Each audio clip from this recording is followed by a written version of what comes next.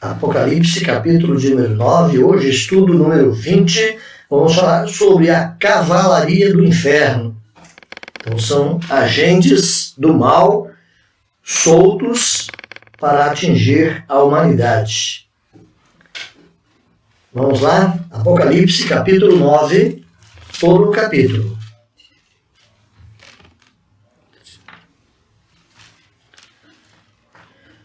O quinto anjo tocou a trombeta, e viu uma estrela caída do céu na terra, e foi-lhe dada a chave do poço do abismo. Ela abriu o poço do abismo, e subiu fumaça do poço, como fumaça de grande fornalha, e com a fumaceira saída do poço, escureceu-se o sol e a terra.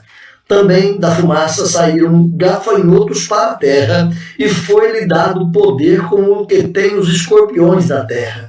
E foi-lhes dito que não causassem dano à erva da terra, nem a qualquer coisa verde, nem a árvore alguma, e tão somente aos homens, que não têm o selo de Deus sobre a fronte. Foi-lhes também dado não que os matasse, e sim que os atormentasse durante 5 meses. E o seu tormento era como o tormento de escorpião quando se fere alguém.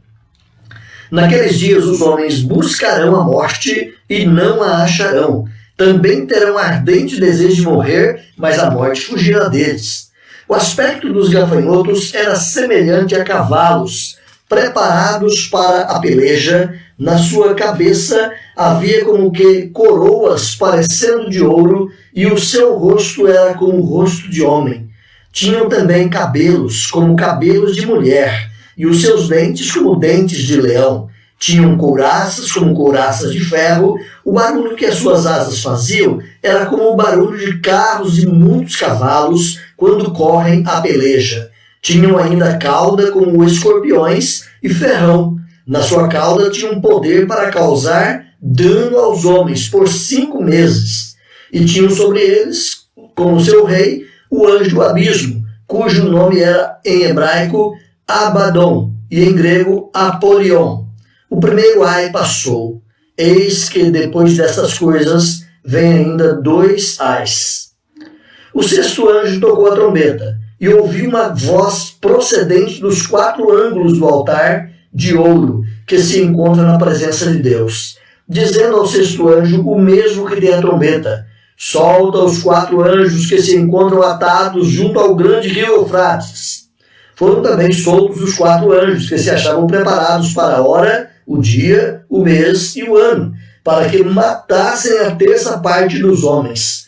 O número dos exércitos da cavalaria era de 20.000 vezes 10 milhares, e eu ouvi o seu número. Assim, nesta visão, contemplei que os cavalos e os seus cavaleiros tinham couraças cor de fogo, de jacinto e de enxofre. A cabeça dos cavalos era com a cabeça de leão, e da sua boca saía fogo, fumaça e enxofre. Por meio destes flagelos, a saber, pelo fogo, pela fumaça e pelo enxofre que saíam da boca, foi morta a 3ª parte dos homens. Pois a força dos cavalos estava na sua boca e na sua cauda, porquanto a sua cauda se parecia com serpentes, e tinha cabeça, e com ela causavam dano.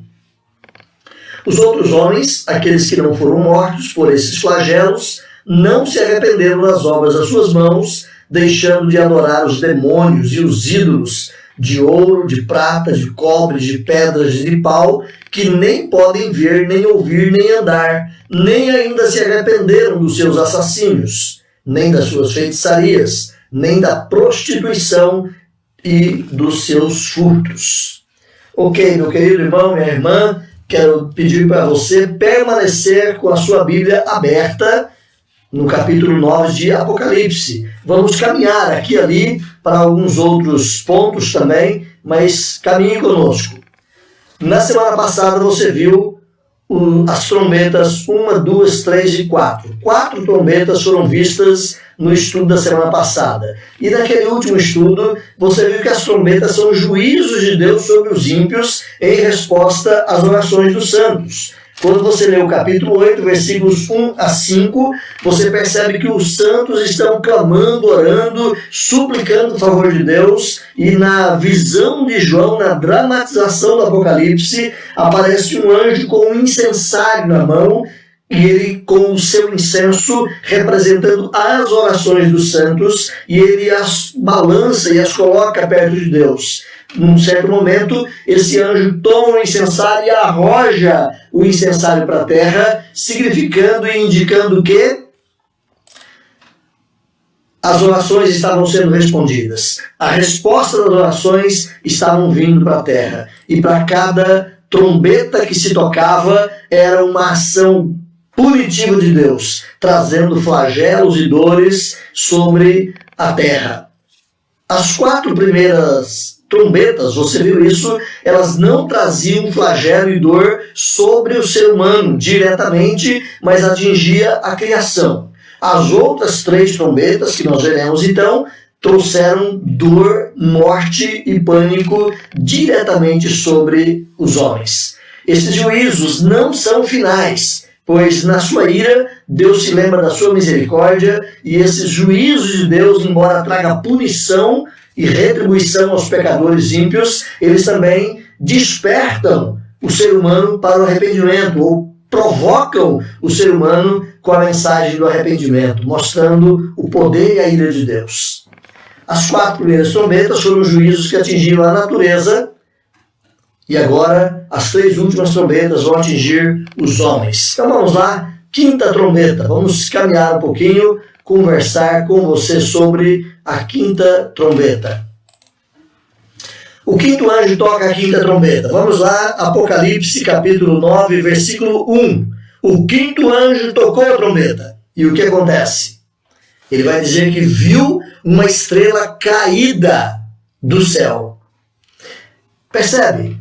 Ao tocar a 5ª trombeta, João vê uma estrela caída do céu. Quero que você preste atenção no verbo. Ele não diz que viu uma estrela caindo. Não, ele viu uma estrela caída, já lançada aqui na terra. É o versículo 9. Preste atenção no verbo. Eu vi uma estrela caída do céu na terra. A estrela estava na terra, mas ela caíra do céu. E foi-lhe dada a chave do poço do abismo. Então essa estrela, ela simboliza um ser moral, inteligente, pessoal. Essa estrela simboliza um ser. Vamos lá. João, como disse, não viu uma estrela caindo, mas viu uma estrela caída. A estrela já estava caída na terra. A estrela caída na terra, certamente, meus irmãos, sem erro de dúvidas, ou sem erro ou dúvidas, a estrela caída é Satanás. E a sua queda, um fato passado, mas sendo ele um ser caído, derrotado, tendo se rebelado contra Deus, ele perdeu a sua santidade, a sua posição no céu, perdeu a sua beleza, a sua dignidade, perdeu o seu esplendor. A Bíblia não tem muitos textos que nos arremetem a isso, mas esse texto de Isaías 14:12, você pode correr lá, Isaías 14:12, é tradicionalmente observado como uma suposta referência à queda de Satanás. Olha lá, Isaías 14:12. Quero que você leia para confirmar aí as expressões do texto. Isaías 14:12. Eu chego lá. Diz assim o texto em Isaías 14:12.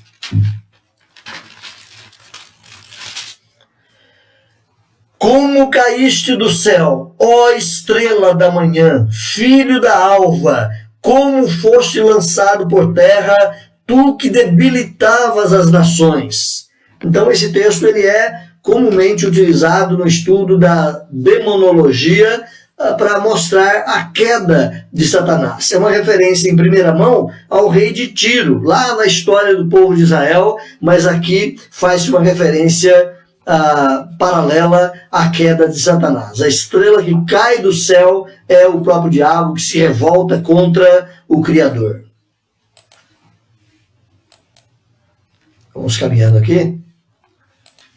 O reverendo Hernandes, ele observa que essa estrela é um ser inteligente, porque alguns trabalhos são dados para essa estrela. Por exemplo, volta lá para o Apocalipse agora então, Apocalipse 9, e vamos acompanhar alguns atos pessoais, para mostrar que essa estrela é uma pessoa, é um ser de inteligência, e alguns trabalhos são dados e ele executa esses trabalhos. Então não é apenas um astro, mas a designação de estrela é alguém de poder, é alguém de importância, é alguém que tem certas qualidades. Então, o texto diz aí que uma chave é dada. Olha no versículo 9, no capítulo 9, ainda no versículo 1, capítulo 9, versículo 1 diz que foi-lhe dada a chave do poço do abismo. Uma chave é dada. Ele toma essa chave. Olha na sequência aí o versículo 2. Por inferência, você percebe que ele tomou essa chave.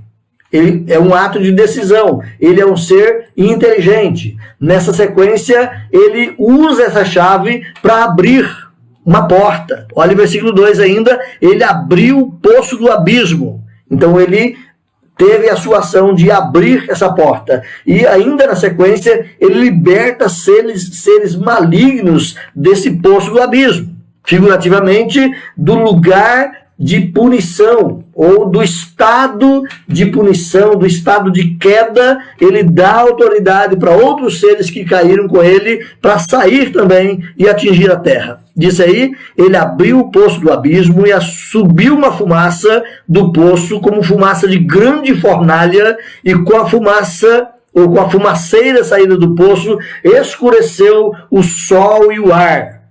E, versículo 3 ainda, também da fumaça saíram gafanhotos para toda a terra, e foi-lhe dado poder com os que têm os escorpiões, e esse poder foi dado para que eles causassem dano aos homens, não à natureza, mas dano aos homens. Percebe? Essa estrela é uma pessoa que tem poder nas mãos. Essa estrela é o próprio diabo. Deus usa, meus irmãos, ainda a obra do diabo como um castigo e como uma admoestação para os maus. Ou seja, a maldade, a impiedade desse ser terrível, maligno, ele é usado por Deus para as pessoas perceberem a realidade do mal e, quem sabe, se arrependerem. Então é uma admoestação para que os maus venham se arrepender. Olha o versículo 2, diz aí que esse ser liberou essa fumaça, e do meio dessa fumaça os gafanhotos, representando toda uma quantidade infernal de demônios que saíram para causar mal e causar dano aos homens. Não era mais dano à natureza, como as trombetas anteriores anunciaram, mas agora causar dano aos homens. A fumaça do engano, a fumaça da ilusão, a fumaça do pecado, a fumaça da dor, a fumaça da escuridão moral e da degradação. É o que o diabo vem fazer. Ele vem trazer para a terra todo tipo de engano, de ilusão, de pecado que gera dor, que traz escuridão moral, que degrada, que destrói o ser humano, que desqualifica o ser humano como criado por Deus. Então, essa é a ação de Satanás agindo sobre essa humanidade caída. O mundo que rejeita a Deus, meus irmãos, ele recebe como punição receber o que deseja, ou seja, receber os próprios demônios. O mundo que rejeita a Deus é um mundo que serve ao diabo, é um mundo que está disposto a se relacionar com os demônios. Então, um mundo que rejeita a Deus é um mundo que estará certamente recebendo como punição a ação dos próprios demônios sobre as suas vidas. O mundo que rejeita a Deus, ele somente pode existir como um mundo em que penetra e que se entrega àquilo que é satânico. A Bíblia vai nos mostrar isso em vários textos e nós vamos perceber. Então, Deus dá aos homens o que eles querem e nisso está a sua maior ruína. Por exemplo, olha esse texto aqui, Romanos capítulo 1, volte lá. Romanos capítulo 1, versículo 24 e 26. Eu coloquei do 24 ao 26, mas especialmente 24 e 26. Vou ler os 3 versículos com você. Diz assim: Por isso Deus entregou tais homens à imundícia pelas concupiscências dos seus próprios corações, para desonrarem o seu corpo entre si, pois eles mudaram a verdade de Deus em mentira, adorando e servindo a criatura em lugar do Criador, o qual é bendito eternamente. Amém. Por causa disso, Deus entregou-os a paixões infames. E ele vai discorrer aqui que até as mulheres mudaram seu modo natural de relacionamento e começaram a ter outras formas e meios de buscar prazer. Deus entrega, ou Deus libera o indivíduo para sua pecaminosidade. Deus dá aos homens o que eles querem. É viver no pecado? Então vivam no pecado. É isso que vocês querem? Assumam as consequências. Lá no texto de Apocalipse ainda, lá no finalzinho, no capítulo 22, versículo 11, não está aqui para você ler, mas lá diz que continue o justo na prática da justiça, continue o santo a santificar-se e continue o imundo na sua imundícia. Ou seja, cada qual vai viver aquilo que de fato está predispondo o seu próprio coração. Deus usa a própria obra do diabo como um castigo e como uma admoestação aos homens ímpios. Ou seja, a própria tentação, a própria pecaminosidade trazida e fortalecida pela ação de Satanás, ela é usada para punir o próprio homem. Então, o próprio pecado pune a pecaminosidade e aumenta ainda mais a culpa do próprio ser humano. Quero que você olhe uma outra referência, agora lá no capítulo 9 de Apocalipse, onde estamos olhando. Olha o que diz, capítulo 9, verso 20 e 21. Os outros homens, aqueles que não foram mortos por esses flagelos, não se arrependeram das obras das suas mãos, deixando de adorar os demônios e os ídolos de ouro, de prata, de cobre, de pedra, de pau, que nem podem ver, nem podem ouvir, nem podem andar, e nem se arrependeram dos seus assassínios, nem das suas feitiçarias, nem da sua prostituição e nem dos seus furtos. Deus usa a própria malignidade, a própria pecaminosidade, para que o homem, no seu sofrimento por causa do seu pecado, quem sabe ele abre os olhos. Mas diz o texto que nem assim os homens se arrependeram, nem assim os homens se curvaram diante do Senhor, não se arrependeram. Na quinta trombeta, como punição e aviso para os ímpios, então Deus usa até mesmo a obra do diabo, mas de modo tal que Satanás faz o que lhe é próprio, sendo por isso responsável e não Deus. Deus permite o diabo fazer o mal, mas a responsabilidade é de quem pratica. A responsabilidade é do próprio Satanás e não de Deus. O diabo tem autoridade limitada e mesmo sendo ele um ser poderoso, ele não tem autoridade de agir a não ser que Deus permita. Isso você vai encontrar em toda a Bíblia, Deus limitando, coibindo, colocando cercas para que o diabo não ultrapasse. Um clássico exemplo é o texto lá de Jó. Deus disse, pode mexer, mas não mexa em tal coisa. Pode tocar na vida de Jó, mas não lhe tire a vida. Então o diabo não tem autoridade para fazer aquilo que Deus não lhe permite fazer. E aquilo que o diabo faz é da responsabilidade própria dele mesmo. Então, nessa quinta trombeta, nós vemos aqui uma estrela caída do céu, que é o próprio Satanás, que é o Lúcifer, e uma vez caído do céu, ele está agora a soltar os seus demônios para trazer todo tipo de mal sobre a humanidade. Olha, mais uma vez aí, capítulo 9 de Apocalipse, o versículo 1 fala que ele é uma estrela caída do céu. Versículo 4 diz que foi-lhe dito que não causasse dano à erva, nem a qualquer coisa verde, nem a árvore alguma, mas tão somente aos homens, e aos homens que não foram selados por Deus. No versículo 5, foi também dado que ele não os matasse. Olha só, então ele tem limites. Ele só vai dentro do limite que Deus permite. Nós ousamos dizer que o diabo é um grande e terrível leão, e essa é uma palavra dada lá pelo apóstolo Pedro. Como leão, ele anda ao nosso redor, mas é um leão que está amarrado por uma fortíssima corrente, e essa corrente o limita. ele não vai até onde a sua corrente não permite. Ou seja, ele só anda e ele só mexe naquele espaço que está delimitado pelo próprio Deus, naquelas situações que estão já propostas e permitidas pelo próprio Deus. Então ele tem autoridade sim, ele tem poder sim, ele pode fazer o mal sim, mas ele é limitado. A fumaça e os gafanhotos, vamos voltar lá no versículo 2.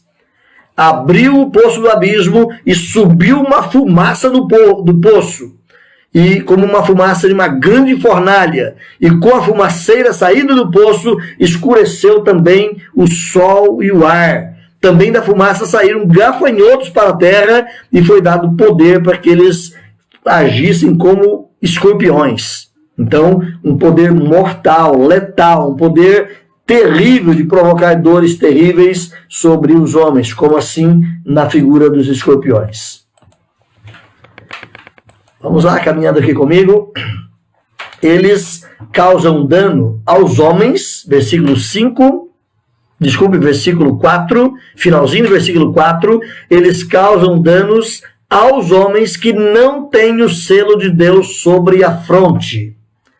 Então, o diabo, ele causa dano, ele mata, ele destrói, mas apenas aqueles que não têm a marca de Deus sobre a fronte. Olha o versículo 4, finalzinho aí, diz exatamente isso. Que eles façam dano, que eles causem mal, mas tão somente aos homens que não têm o selo de Deus sobre a fronte. Eu pergunto para você, você já tem o selo de Deus? Você já está marcado para que o diabo não te faça mal, não te traga dano? Vamos estudar um pouco mais a fundo essa questão do selo, não hoje, mas alguns dias à frente. Esses seres da figura dos gafanhotos terríveis, em seu poder destrutível, eles representam, meus irmãos, o poder e a influência da operação do inferno na vida dos iníquos. Ou seja, esses seres parecendo gafanhotos, descritos como gafanhotos aqui, eles são, na verdade, demônios. A descrição não é literal, então não pense que um demônio seja parecido com um gafanhoto em aspectos físicos. Não, é apenas a figura de linguagem. Ele tem um ferrão terrível, ele tem poder de causar dor e dano. Então, esses seres figurados aqui nos gafanhotos, eles têm um poder destrutível e eles representam esse poder da maldade infernal na vida daqueles que não temem a Deus. Eles não destroem a vegetação, nem mesmo danificam a criação, mas eles causam dano somente aos homens que não foram selados. Então, eles têm um limite e eles vão causar dano sim, mas dano apenas àqueles que não foram marcados como propriedade de Deus. A duração da sua obra destrutiva foi determinada pelo decreto permissivo de Deus, ou seja, 5 meses. Olha no versículo 5. Deixa eu colocar aqui para você a referência Apocalipse 9:5, diz aí que foi-lhe dado também que não matassem, e sim que os atormentassem durante 5 meses. O que são 5 meses? É uma fração de um ano, não é a totalidade. Então é nesse tom que nós interpretamos aqui o Apocalipse, entendendo que o poder deles não era peremptório, não era contínuo, não era continuado, mas ele era um poder também limitado, sobre um tempo limitado na vida dessas pessoas. Ou seja, há momentos de lucidez. Há momentos em que o ser humano caído, perdido, iníquo, ele pode pensar melhor, ele pode estar fora da dor, fora do ferrão do escorpião, fora da ação de Satanás, e ele pode pensar, ele pode reagir. Então, é um tempo limitado, não é continuamente a ação demoníaca sobre as pessoas. Mas muitas vezes a própria pecaminosidade já está presente. A gente fala que mesmo que o diabo estivesse longe, o ser humano continuaria pecando e fazendo todo o seu mal, porque o ser humano é um ser por natureza caído em pecado. Qual é o aspecto desses gafanhotos? Como eles se parecem? É claro que, mais uma vez, é uma figura de linguagem, é uma dramatização, para que nós compreendamos não a aparência física de qualquer demônio, nós nem queremos vê-los, mas que nós consideremos o seu aspecto naquilo que são as suas obras. Então nós vamos dar uma olhadinha do versículo 7 ao versículo 11. Peço que você fique de olhos abertos, caneta na mão, anotando o que você achar importante, do versículo 7 ao versículo 11. Vou ler o texto. Diz assim: o aspecto dos gafanhotos era semelhante a cavalos preparados para a peleja. Na sua cabeça havia como que coroas, parecendo de ouro, não era de ouro, parecendo de ouro. E o seu rosto era como o rosto de homem. Tinham grandes cabelos, ou tinham também cabelos como cabelos de mulher, e os seus dentes como dentes de leão. Tinham couraça, como a couraça de ferro. O barulho que as suas asas faziam era como o barulho de carros de muitos cavalos quando correm na peleja. Tinham ainda cauda, como escorpiões, e ferrão. Na cauda tinham poder, ou veneno, para causar dano aos homens por 5 meses. E tinham sobre eles, como rei, um anjo do abismo, cujo nome em hebraico é Abaddon, e em grego Apolion. Então, você tem uma descrição aí de como era. Qual é o aspecto? Qual é a figura que quer se passar nesse desenho dos gafanhotos? Então, vamos olhar para eles aqui. Primeiramente, diz aí que eles pareciam carros, olha lá, eram semelhantes a cavalos preparados para a batalha. Pareciam os cavalos já preparados para uma batalha, e isso indica que eles tinham bravura e propósito. Os demônios têm bravura, são terríveis, são perigosos, e eles têm um alvo a atingir, como um cavalo pronto para o embate de uma batalha. Segundo, diz aí no versículo 7 ainda, que eles tinham na sua cabeça como que coroas parecendo de ouro. Então é de um falso ouro. Tinha aparência, mas não era. Isso é o prenúncio de vitória, de autoridade. Eles vêm com autoridade, com certo poder, parecendo serem reis ou príncipes, e vêm sobre os homens. A ideia de que eles são terríveis e têm poder. A ideia da coroa é alguém que está numa posição de autoridade. Não são reis, mas estão ali na hierarquia, com autoridade. O apóstolo Paulo vai falar conosco sobre principados, potestades. Esses termos que Paulo utiliza inferem-se também exatamente essa capacidade de poder de ação desses seres. Vai dizer ainda mais aí que o seu rosto era como um rosto de homem. Eles tinham faces parecidas com o rosto humano. Apontavam para um alvo humano. Eles vão atingir a humanidade. Então está aí mais uma característica no aspecto desses gafanhotos. Outra característica que aparece ainda no versículo 8 é que eles tinham cabelos, como cabelos de mulher. Indicam o poder de atração. Ou seja, os demônios, eles trabalham com estratégias de forma a atrair, a seduzir. A ideia da mulher aqui é a ideia da sedução. Então, os cabelos como de mulher implicam no poder de atração, de sedução que os demônios têm sobre os homens. Então, o pecado em si, a tentação em si, ela não é ruim quando apresentada. É por isso que o ser humano cai na tentação, porque é seduzido, ele é levado pelo encanto, pela ilusão daquele momento, e os demônios têm esse poder aí, indicado que ele tem cabelos como de mulher. Mas dizem que eles têm também dentes como de leão. Dentes como de leão indicam aqui a sua ferocidade, a capacidade de morder a presa, estraçalhá-la e matá-la. Então, a fúria de um leão e a capacidade que ele tem de mordida e de destruição com os seus dentes. Diz o texto ainda no versículo 9 que eles tinham couraças como couraças de ferro. Ou seja, um verdadeiro colete à prova de balas, uma capacidade de embate, de invencibilidade no combate, ou seja, eles são seres terríveis, e eles têm poder de vir sobre os homens com esse aspecto de invencibilidade. Não significa que eles não são vencíveis, mas eles aparentam, eles têm esse aspecto quando vêm sobre os homens. Diz aí o texto no versículo 9, que as suas asas faziam um barulho quando estavam voando. Imagine uma multidão, uma nuvem de gafanhotos, e barulhar daquelas asas todas, o barulho sugeria o parecer de carros de guerra, com muitos cavalos quando correm para a peleja. A ideia aqui também sugere bravura no ataque, a capacidade de vir com violência e agir tomando a presa, sendo vitoriosos naquele embate.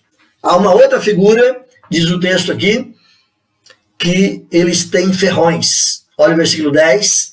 Tinham ainda a cauda como escorpiões e ferrão. E a cauda tinha poder venenoso para causar dano aos homens. A ardência dos ferrões indica a penetração do pecado induzido pela arte demoníaca na vida do ser humano. Então, esses escorpiões que parecem gafanhotos, ou gafanhotos que parecem escorpiões, que têm rosto de homem, cabelo de mulher, toda uma estrutura forte para a guerra, esses gafanhotos, eles são nada mais, nada menos que demônios que estão soltos na nossa terra.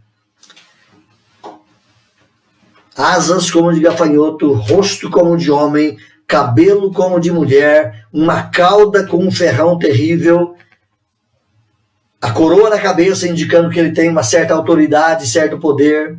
Os demônios roubam, meus irmãos, a luz e a vida dos homens. Olha lá conosco o texto de Coríntios, 2 Coríntios 4:4. Olha o que é que Paulo fala para os irmãos de Corinto aí, ensinando sobre as artimanhas malignas. 2 Coríntios 4:4.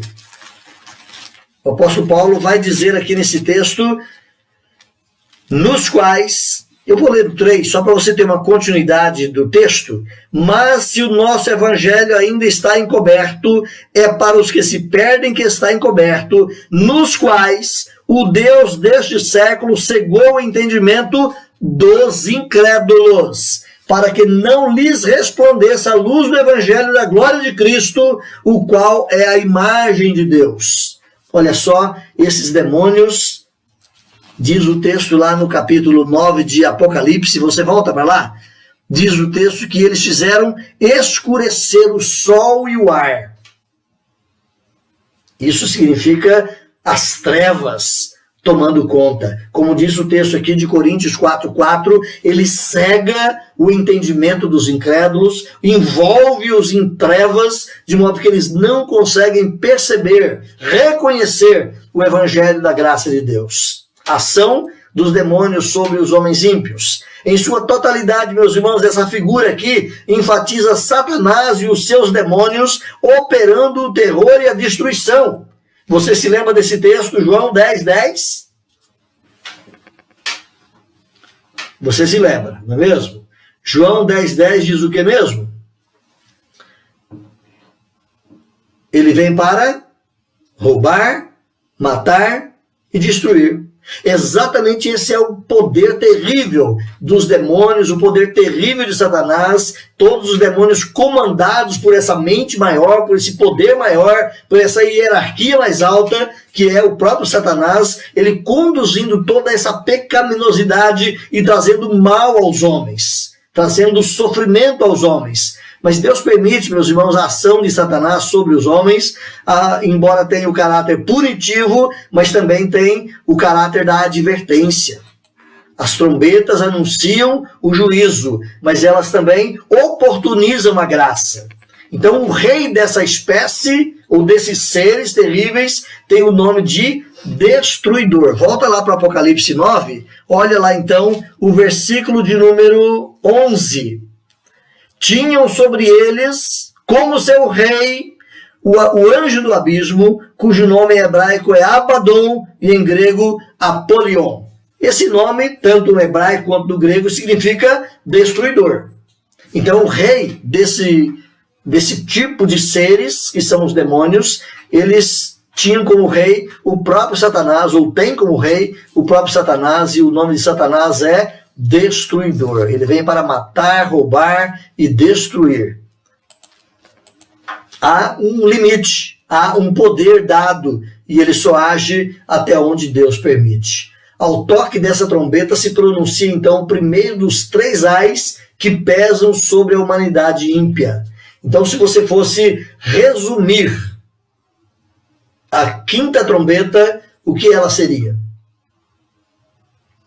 A quinta trombeta representa o poder destruidor terrível dos demônios que estão soltos em nosso planeta. Os demônios não estão lá no inferno. A figura é que eles foram soltos e colocados aqui no planeta. Eles estão na Terra e estão agindo para o mal dos homens, e particularmente para o mal dos homens ímpios. Eles nos tentam, eles nos cercam, mas eles não têm poder de causar dano definitivo na sua vida. Aqueles que estão selados pelo selo de Deus, marcados em suas testas e mãos, eles têm a marca de Deus e os demônios não lhe podem causar dano. Podem, no conflito da guerra, dar uma cutucada aqui, outra ali, jogar os seus dardos inflamados, nos atingir com tentações e seduções, mas eles não podem nos matar. Eles não têm o poder de causar dano na vida daqueles que estão marcados com o selo de Deus. Então essa quinta trombeta, ela anuncia a ação demoníaca solta sobre a terra.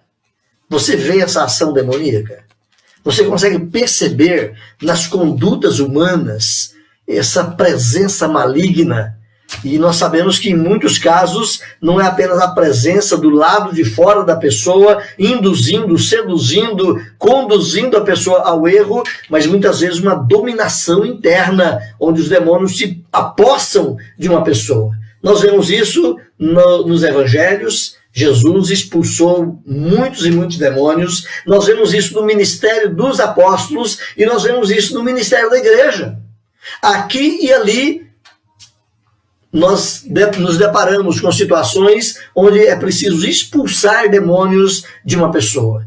Então, essa quinta trombeta, você pode dizer que ela representa o poder demoníaco solto sobre a terra, especialmente para causar dano e sofrimento nos ímpios, para que eles se arrependam, para que eles, com a dor e o sofrimento causado pela ação maligna, eles percebam que há um contraponto, eles percebam que há um outro lado, que é a graça de Deus. Então, as trombetas têm o sentido de chamar ao arrependimento, ao mesmo tempo, punir os ímpios. A sexta trombeta, vamos lá, caminhando comigo? A sexta trombeta. Nesta sexta trombeta, os mesmos poderes das trevas que operaram nos corações, agora transformam os homens em malignos, em homens malignos. Transformam os homens em homens malignos. A minha grafia ficou complexa e errada, mas é isso que queria colocar para vocês. Os poderes das trevas que estavam tentando, seduzindo, trazendo dor e engano, agora eles transformam os próprios homens para agir como demônios. E você vai encontrar na história os próprios homens agindo como demônios. Essa trombeta descreve a guerra. Ela engloba todas as guerras, passado, presente e futuro. Certamente ela objetiva mostrar que a guerra final, o conflito final, também vai ter a presença e a malignidade satânica e, quem sabe, vai ser muito mais, talvez a pior das guerras que a Terra poderá experimentar, mas essa sexta trombeta anuncia a guerra. Não só uma guerra que virá no futuro, mas todas as guerras dentro da história da igreja. A guerra é também, meus irmãos, mencionada no quarto selo. Se você voltar à página aí, lá no capítulo 6, você se lembra? Falamos sobre a guerra, e a guerra, um daqueles cavalos que nós mencionamos lá em Apocalipse 6, ela traz tribulações que os crentes vão sofrer juntamente com o resto do mundo. Para os crentes, é uma tribulação, é uma provação que muitas vezes fortalece o crente, o sofrimento. E para os não crentes, a mesma guerra é tribulação, dor e punição. Então, quando trazida lá nos selos, essa guerra, lá no quarto selo, essa guerra ela é provação para os crentes e punição para os não crentes. Quero voltar aqui então com uma perguntinha que surgiu aqui nas entrelinhas ou nas linhas de comunicação aí. Nossa irmã Bruna pergunta lá no versículo 6: naqueles dias os homens buscarão a morte e não a acharão, também terão ardente desejo de morrer, mas a morte fugirá deles. A ideia aqui, Bruna, é a da pecaminosidade, trazendo todo tipo de desgosto para o ser humano, e nem a morte resolve. O vazio, a ausência, a falta de realização, a falta de sentido para a vida, esses demônios trazendo na picada do escorpião, trazendo todo esse tipo de sofrimento por causa do pecado, e nem a morte resolve. Eles buscarão a morte, desejarão a morte, mas o desejar a morte não é solução para o caos e para o vazio que o pecado traz para o ser humano, ok? Então, voltando lá para a trombeta. Se for surgindo mais perguntas aí, nós vamos compartilhando na medida do possível, ou você pode fazer uma parte comigo no privado depois, tá? Então, a sexta trombeta, ela descreve guerra, mas não uma guerra única lá no fim da história, mas todas as guerras que caminharam na história. No quarto selo, como dissemos, também reporta as guerras, só que lá as guerras têm o sentido de provação para os crentes, de tribulação que os crentes vão passar. E aqui na sexta trombeta não é apenas a tribulação ou a provação, mas na sexta trombeta a guerra é destrutiva sobre os ímpios, sobre aqueles que não temem a Deus. Vamos lá comigo mais um pouquinho.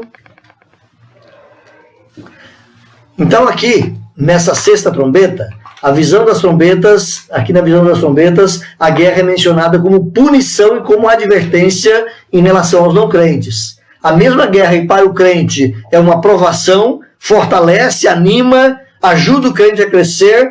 Para o não crente ela é uma punição e uma advertência que, quem sabe, ele sofrendo o dano, ele sofrendo o mal, sofrendo a dor, sofrendo a guerra, quem sabe ele vai se arrepender. Uma voz que procede da presença de Deus ordena que o anjo solte os 4 anjos que se encontram amarrados lá junto ao rio Eufrates. Então você está no sexto selo, na sexta trombeta, versículo 13. Olha lá, no versículo 13, o sexto anjo tocou a trombeta.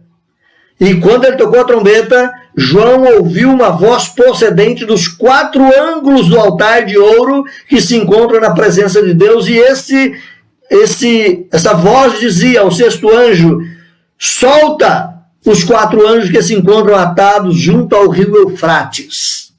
Então vamos entender aqui um pouquinho dessa simbologia.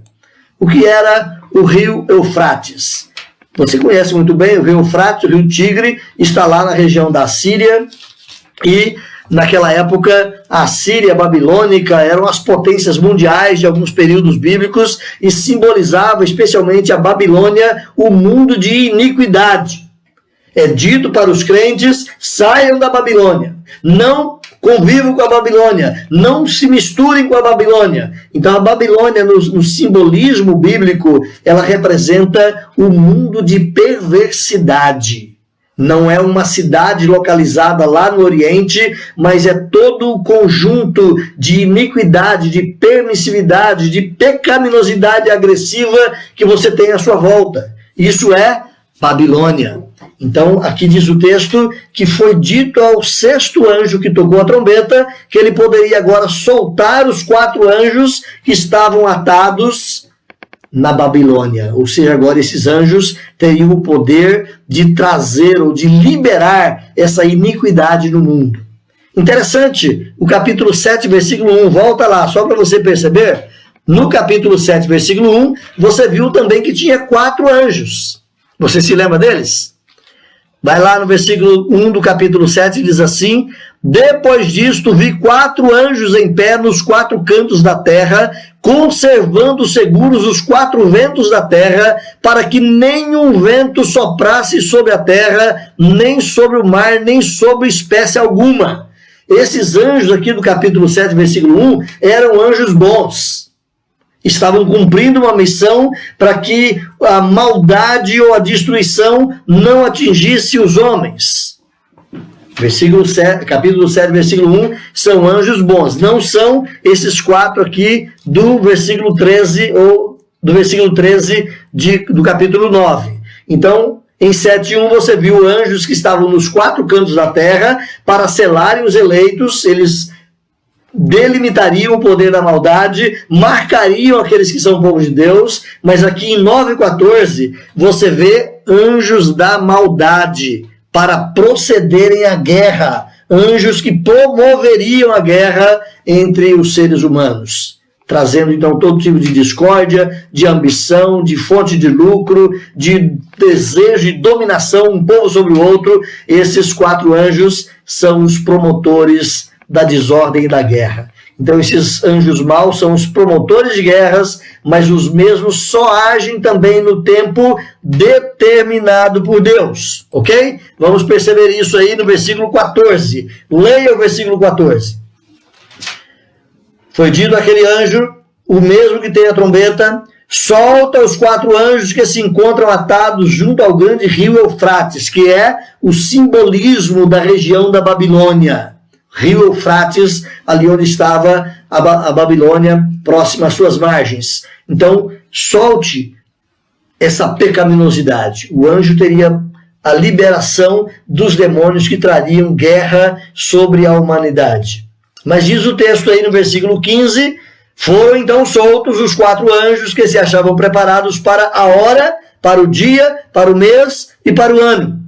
Olha só, existe uma estipulação da parte de Deus. Até as próprias guerras que existem na humanidade são liberadas para que os anjos da maldade as promovam, mas há um limite.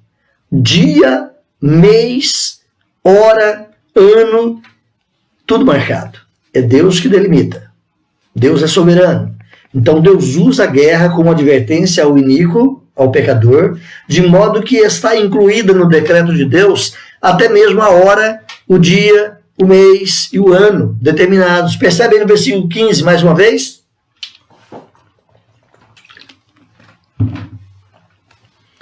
Deus é o Senhor. Deus controla o mundo. Deus controla a pecaminosidade. Deus controla até mesmo a ação maligna dos demônios, embora permita que eles ajam, mas estão sob o controle de Deus.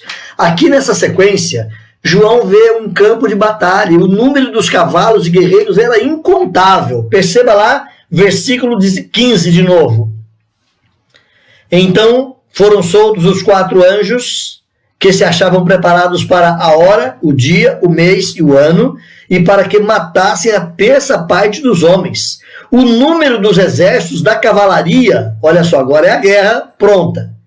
O número dos exércitos da cavalaria era de 20.000 vezes 10 milhares. Eu ouvi o seu número. João não pôde nem contar, mas ele sabia que era 200 milhões. Aquele exército, para mostrar que era um exército incontável. Ou seja, em todas essas guerras que já existiram, nesses 2.000 anos de igreja, em todas essas guerras que já passaram, é só para dizer que é incontável o número de soldados que já se envolveram em guerras, que já mataram e que já morreram. O número é simbólico, ele indica que era uma grande maquinaria de guerra com o produto definido de destruir, com o propósito definido de trazer destruição. Então, os anjos maus são liberados, eles promovem as guerras entre os homens, os homens têm exércitos aos milhares durante esses anos de história, e o propósito é a destruição e a morte, a punição da pecaminosidade. A descrição dos cavalos, meus irmãos, e dos cavaleiros aponta agora para todo tipo de artefatos e armas de toda sorte, e se exterminará a terça parte dos habitantes da terra. Ou seja, não é a totalidade, não é nem mesmo a maioria dos habitantes da terra que morreram ou que vão morrer em guerra. Então, se você perceber, por exemplo, há alguns outros tipos de peste que mata mais que a guerra. Você já tem ouvido, certamente, nesses dias de Covid, você tem ouvido falar da gripe espanhola, que aconteceu há cerca de 100 anos atrás, matou 55 milhões de pessoas.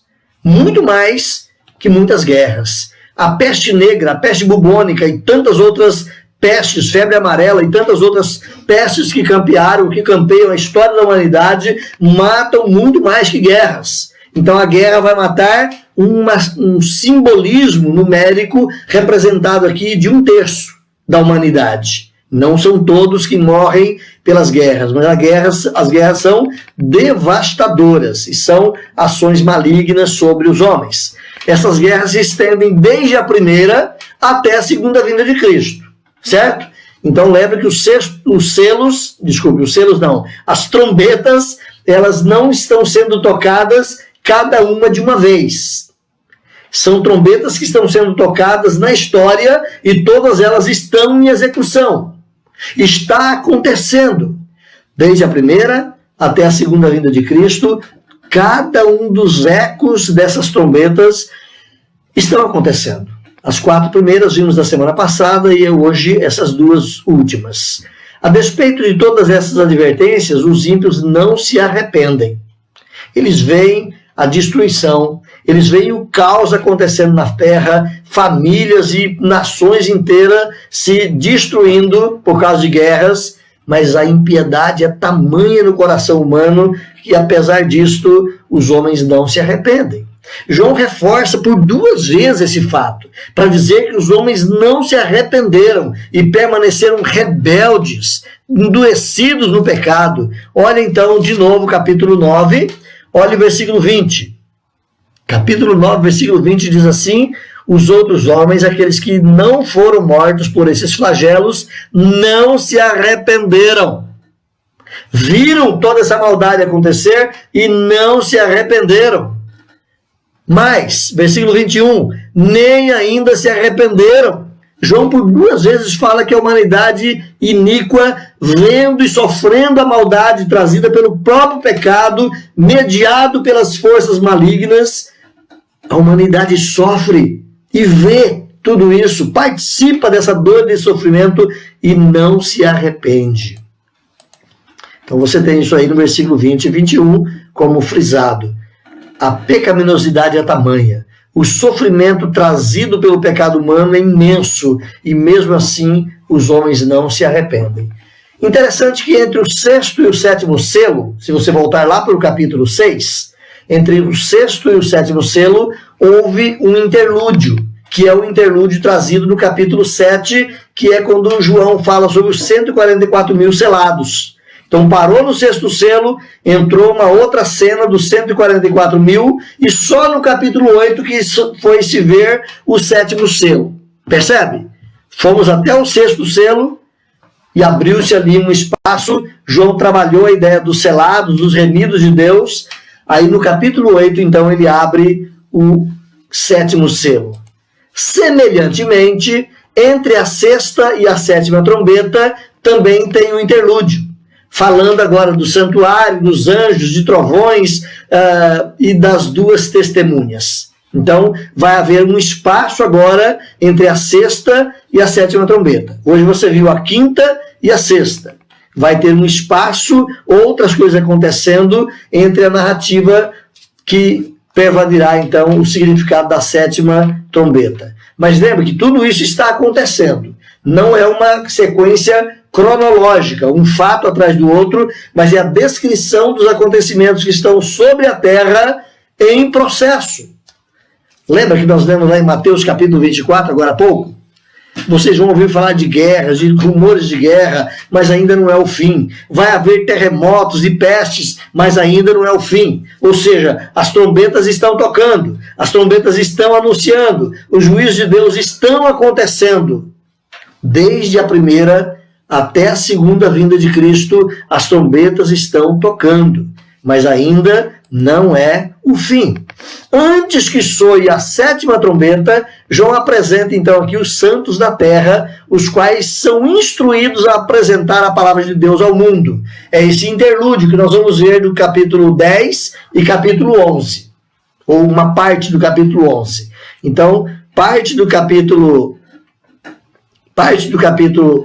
11 e todo o capítulo 10 é um interlúdio que se acontece entre a sexta e a sétima trombeta. E nesse interlúdio, João volta para a terra e vai ver como que está a vida dos santos na terra e o que é que esses santos fazem enquanto as trombetas estão tocando. Então esse interlúdio não é um intervalo de calmaria, tudo está de bonança, tudo bem, mas é um tempo de receber e proclamar o evangelho. Nós estamos nesse tempo, irmãos. As trombetas estão tocando, os juízos de Deus estão caindo sobre a humanidade, mas a igreja está aqui recebendo a palavra e com a proposta de continuar proclamando a palavra. Você tem recebido a palavra de Deus? É a Bíblia. Vá lê-la, vai estudá-la, vai ouvir boas pregações, receba o evangelho e você como igreja continue anunciando esse evangelho. Nós vamos ver isso mais a miúde no capítulo 10 e 11, ok? Então vamos partir aqui para o nosso encerramento. O objetivo de Deus com as trombetas é chamar o homem ao arrependimento. As trombetas são juízos de Deus sobre a humanidade, mas um dos objetivos de Deus, além de punir pecadores, um dos objetivos é chamar o homem ao arrependimento. É que o homem veja toda essa dor, toda essa mortandade e se arrependa. No capítulo 9, verso 20 e 21, nós já lemos lá, diz que os homens viram tudo isso e não se arrependeram. A maldade campeia solta sobre a nossa humanidade e os homens não se arrependem. Os iníquos, aqueles que não são marcados com o selo de Deus, vão continuar pecando e vão continuar sendo iníquos, apesar de verem todo o mal que o pecado traz. Apesar do juízo, os ímpios persistem então em continuar pecando contra Deus. Os sofrimentos e as tragédias da vida, por si só, elas não podem levar ninguém ao arrependimento. As tragédias não levam ninguém à conversão. Há daqueles que pensam assim, se acontecesse um terremoto aqui, destruísse tudo, ou se acontecesse uma guerra tremenda, ia haver uma volta para Deus. Ilusão nossa. Se nós pensarmos assim, estamos desatualizados quanto aos ensinos da Bíblia. As guerras, os terremotos, as pestes, os sofrimentos, isso não leva o homem ao arrependimento. São advertências, são juízos de Deus, mas não é isso que provoca o arrependimento no coração do homem. Existe um ditado popular, comum até mesmo no nosso meio cristão: quem não vem pelo amor, vem pela dor. Em algum momento isso pode até parecer correto e ter um certo sentido, mas é bom lembrarmos que tragédias, sofrimentos, dores, guerras, pestes, coronavírus, isso não produz arrependimento. Quem produz arrependimento? Arrependimento é uma obra do Espírito Santo, é uma obra de Deus. E arrependimento é uma obra que o Espírito Santo vai causar na vida daqueles que estão marcados por Deus, na vida daqueles que são os eleitos de Deus. Os demais, os ímpios, eles vão sofrer, eles são chamados à atenção, mas eles não chegarão jamais ao arrependimento, porque dor não produz arrependimento. Então não espere que guerras, calamidades ou pestilências tenham o poder de conduzir pessoas ao arrependimento. Dr. Martin Lloyd-Jones foi um pastor na Catedral de Westminster, por, salvo engano, 25 anos, pastoreou ali a Catedral de Westminster, e num dos seus livros ele fala que na época da Segunda Guerra Mundial houve um sentimento entre a cristandade, esperando que agora, com os resultados da guerra tão devastadores, tão destruidores, isso traria um grande avivamento sobre a humanidade. E não trouxe. Porque tragédia não gera conversão. Guerras e dores não fazem arrependimento. Arrependimento é uma obra do Espírito Santo. É o Espírito Santo que promove o arrependimento no coração dos eleitos. Essas coisas parecem endurecer e enfurecer ainda mais os homens e mulheres contra Deus. Guerra, sofrimento, dor, não traz arrependimento, mas muitas vezes provoca ainda mais o endurecimento do coração dos homens. Lembra-se de Faraó? A cada praga que abatia o Egito, Faraó se endurecia mais. teve dor. E mesmo com a última dor da última praga, você se lembra o que aconteceu? O filho dele morreu. Os filhos primogênitos de todas as casas egípcias morreram. Num primeiro momento, trouxe aquele sentimento, não, vai servir a Deus. Mas, pouco tempo depois, Faraó juntou a sua milícia de guerra e partiu revoltado, endurecido contra o povo de Deus. Então, guerra, dor, sofrimento, peste, isso não traz arrependimento, mas muitas vezes traz endurecimento. E isso mostra para o ímpio que ele é um pecador inveterado e que ele vai continuar pecando e blasfemando contra Deus, mesmo no meio do sofrimento. As trombetas são resposta das orações. Lembra? Capítulo 8, versos de 1 a 5. O anjo levantou o incensário cheio de incenso que representava as orações dos santos, e Deus ouviu aquelas orações e o anjo arroja o incensário para a terra. E a partir do arrojar dos incensários, as trombetas começam a tocar. O que é que os santos clamavam? Senhor, até quando o Senhor não vingará o nosso sangue? Então os santos clamam a Deus de contínuo. Você tem clamado a Deus de contínuo esses dias. Eu espero que não fique apenas nesse momento da dor, mas que nós realmente aprimoremos a nossa vida de oração para que ela nos acompanhe vida fora. E os santos continuam clamando, o incenso continua subindo à presença de Deus, o incensário continua sendo jogado para a terra, ou seja, as respostas das nossas orações continuam vindo. E muitas vezes a resposta dessas orações vem em forma de tribulação e punição sobre aqueles que promovem a dor, a perseguição e o mal contra a igreja. Então não se esqueça disso, as trombetas são respostas das orações. Deus não deixa impune as perseguições contra o seu povo. O sangue dos redimidos de Deus, dos mártires de Deus, é precioso aos seus olhos. Ele vai punir a pecaminosidade na vida do pecador. Ele vai punir todo o mal que a sua igreja, o seu povo tem sofrido por causa do pecado na humanidade. Então a mensagem acerca das trombetas era claro consolo aos perseguidos nos dias de Domiciano, que era o imperador lá nos dias quando o Apocalipse foi escrito. Os crentes lá sendo martirizados, sendo roubados, sendo espoliados, perdendo seus bens, perdendo a paz, perdendo o emprego. A mensagem das trombetas era isso para eles. João dizendo, meus irmãos, Deus está tocando as trombetas com seus anjos e está punindo aqueles que nos perseguem. Então, também para o dia de hoje, as trombetas estão tocando e são respostas às nossas orações. Você tem orado para que Deus traga punição sobre o pecado? Você tem orado para que Deus traga juízo sobre essa terra pecadora? Deus está, através dos seus anjos, tocando as trombetas, e as trombetas são respostas às nossas orações. Termino aqui. Próxima semana, anjos, trovões e um livro para ser comido. Esse é o nosso tema, capítulo 10, versos 1 a 11. Vá lá, participe na próxima semana conosco, na próxima quarta-feira, vamos conhecer um pouquinho mais. São muitos detalhezinhos, meus irmãos, que estão aí nas entrelinhas do texto que nós lemos. É possível que possa, quem sabe, ter ficado para você alguma interrogação. Peraí, mas tal coisa é o quê? O nosso tempo aqui é muito rápido e a gente não tem tempo de buscar cada resposta e cada explicação de cada detalhe. Ou você pode buscar bons comentários bíblicos. Eu te conduzo, por exemplo, para o comentário bíblico de Apocalipse do reverendo Hernandes Dias Lopes.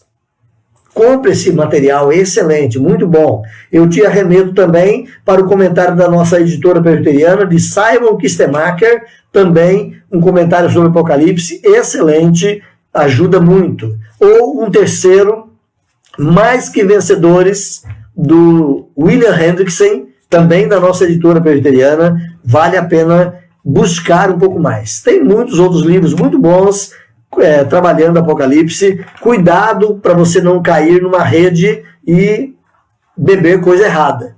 Então, de preferência, você pegue esses que eu citei, você vai estar num lugar mais tranquilo, mais seguro para você estudar Apocalipse.